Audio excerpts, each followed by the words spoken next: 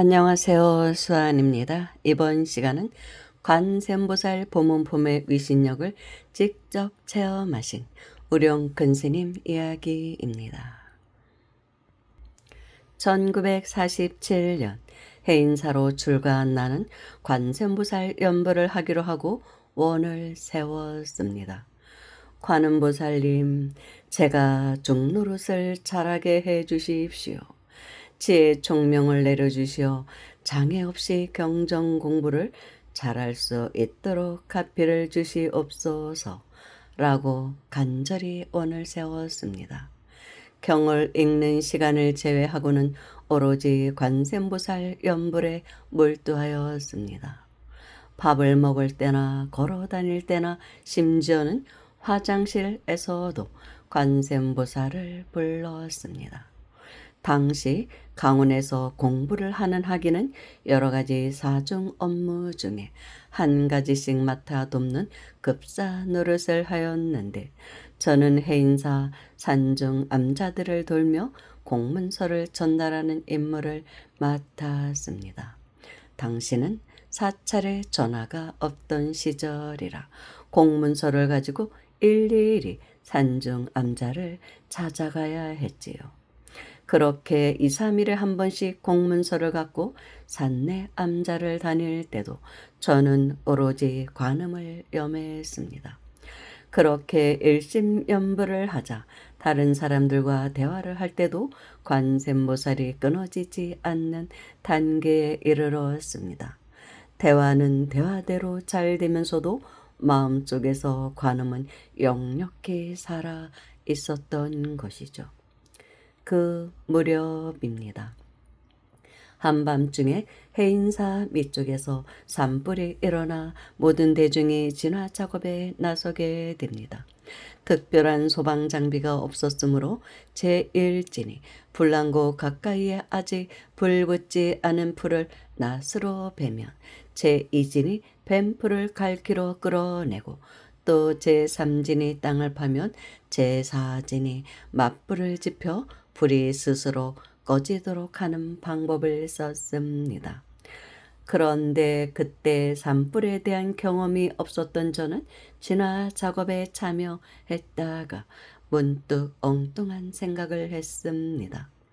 이쪽에서만 불이 못 올라오도록 맞불을 놓을 것이 아니라 불이 올라오는 뒤쪽으로 가서 진화 작업을 하게 되면 훨씬 빨리 불을 끌 수 있겠다 하는 생각이었죠. 그 생각을 하면서 저는 큰 바위를 타고 불길 저쪽으로 넘어가기 시작했습니다. 그런데 그 순간 바위 밑쪽에서 불이 치솟아 올랐고 숨을 쉴 수가 없었습니다. 엉겁결에 바위를 잡고 있던 손을 놓아버린 저는 불속을 대굴대굴 구르며 굴렀습니다. 썩은 나무에 불이 붙은 그곳은 완전히 벌겋게 단 숯구덩이였죠. 산불만으로도 정신이 없는데 저마저 불 속에 굴러 떨어졌으니 절 식구들은 크게 술렁였고 어른 스님들의 다급한 음성도 들려왔습니다. 아이고 큰일 났구나. 저 아이가 죽다니. 불을 끄는 것보다 아이의 시신부터 건져야 한다. 그때 저는 불구덩이 속을 구르다가 일어나서 외쳤습니다. 저는 괜찮습니다. 얼른 불을 끄십시오. 저는 여기서 불을 끄겠습니다. 정말 저는 괜찮습니다. 그렇게 말을 하니 대중 스님들은 너무도 놀라실 밖에요. 죽었거나 적어도 큰 화상을 입었을 것이라 예상했는데 저는 다만 팔에 살결이 조금 화상을 입었을 뿐 멀쩡했던 것이죠. 대중들이 소리쳤습니다. 기적이다. 기적이 일어났어. 이것은 불부살림의 카피야. 그 당시 저는 확신을 했습니다. 관세음보살을 부르면 어떤 재난이나 고난도 사라지고 평안을 얻을 수 있다는 사실을요. 그리고 간음을 내 속에 모셨으니 어떤 일이라도 할 수 있다는 자신감이 생겨서 더욱 열심히 정진을 할 수가 있었습니다. 그리고 6.25가 일어나기 직전 해인사에 빨치산이 들어왔습니다. 빨치산 사령관 유성균이 400여 명의 대원을 이끌고 와서 한 달 동안 해인사를 점령했습니다.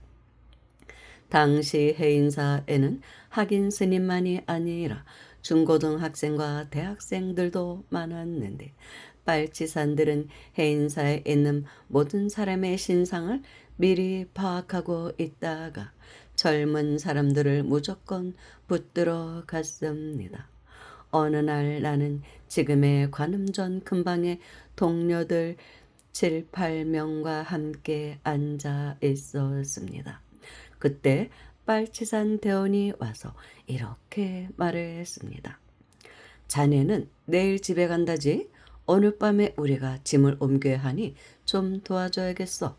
그렇게 빨치산이 그들을 다 붙잡아 갔지만 나에게는 가자는 말도 않고 아는 척도 하지 않았습니다.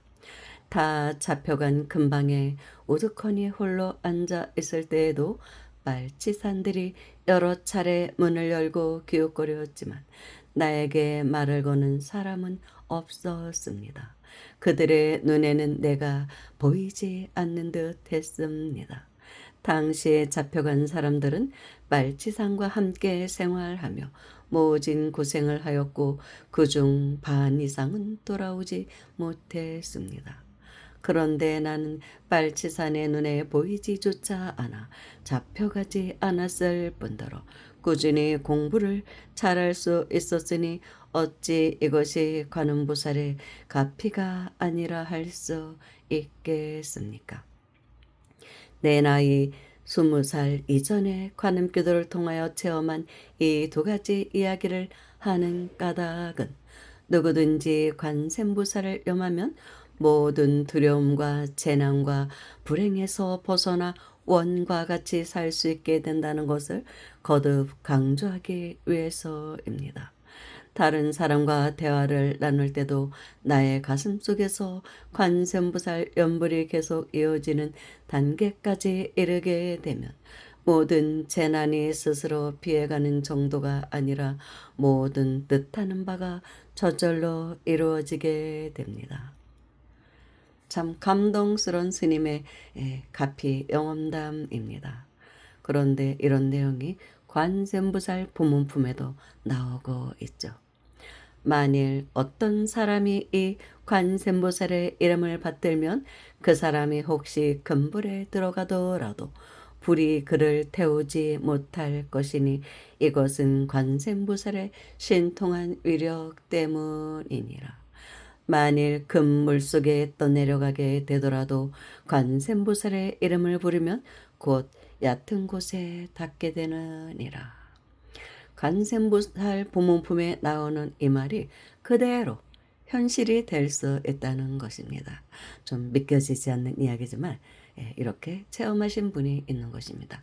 즉 관세음보살의 마음과 하나가 되었을 때 일념연불이 되었을 때는 이런 기적이 일어난다는 것이죠. 그런데 관세음보살 부문품의 이런 내용은 항상 두 가지 측면에서 생각을 해야 합니다. 그러니까 정신적인 측면과 물질계, 현상계적인 측면을 두 가지로 나누고 봐야 돼요. 마음의 세계와 물질계. 여기서의 큰 불이란 우리의 탐욕을 말하기도 하고 또 큰 물, 그러니까 성남 파도는 우리의 성내는 마음을 의미하기도 합니다.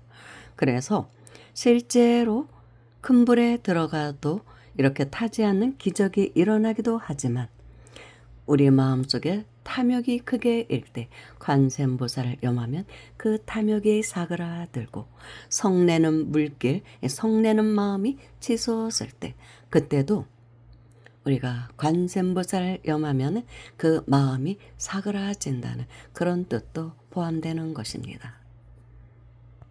우리들 마음의 세계와 현상계는 둘이 아니기 때문에 실제로 중생의 마음이 현재 우리 인류의 마음이 탐욕의 불길이 너무 강하기 때문에 현상계에서는 저렇게 불이 많이 나는 그런 일이 벌어지고 있고, 또 성내는 마음, 성내는 마음을 그 마음은 물길로 표현합니다. 그래서 파도가 그렇게 치고 쓰나미가 오고 하는 이런 현상은 우리의 분노심이 강할 때 현상계에서는 그렇게 성남 파도로 일어난다는 것입니다. 그래서 현재 우리 지구상에 일어나는 재난이 사실은 현재 인류의 마음이 그만큼 탐욕이 많고 분노도 많고 그래서 일어나는 현상들이라는 것입니다. 같이 움직이고 있거든요. 상응해서. 그래서 모든 경전은 마음의 세계와 현상계 두 가지 측면으로 봐야 된다는 것입니다. 전에 제가 어느 절에서 만난 보살은 이 관세음보살 본문품만 열심히 독경을 하는데 완전히 다 외워서 처음부터 외워서 책을 보지 않고도 경전을 보지 않고도 독성을 하고 심지어 끝에서부터도 외울 수 있다고 합니다. 그건 완전히 습득을 한 것이죠. 마음속에. 끝에서부터 읽는다는 것은 대단한 거예요. 그 정도 경지에 간 사람들은 삶에 어떤 풍파가 없어요. 일어나려고 하다가도 바로 잠재워지게 됩니다. 일념으로 경전을 읽었다는 것이죠. 그러니까 끝에서부터 읽을 수도 있다는 것은 그렇잖아요. 그런 경우 이제 점점 더 발전하면 그것이 불망념지라고 하거든요. 어떤 경전이든 한번 읽으면 다 외우는 사람도 있습니다. 제가 언젠가 한번 그런 거사님을 소개했었죠. 법화경을 다 외우신다는 분. 그런 분들은 끝에서도 다 읽을 수가 있습니다. 거꾸로도 다 읽을 수가 있어요. 그냥 눈앞에 경전이 그냥 지나가는 거예요. 착착착착착. 그 정도의 경지에 가는 사람들에게는 환란이라는 게 없어요. 정말 그 정도 경지에 가야 되는데 저도 아직 그 정도 경지에 가지를 못해서 아무튼 그 보살님은 관세음보살 보문품만 독송을 하면서 굉장히 평안한 삶을 살고 있더라고요. 신심도 좋고 정말 아주 지극한 신심으로 사는 보살이었습니다. 그러니까 그렇게 한번 노력을 해봐야죠. 감사합니다.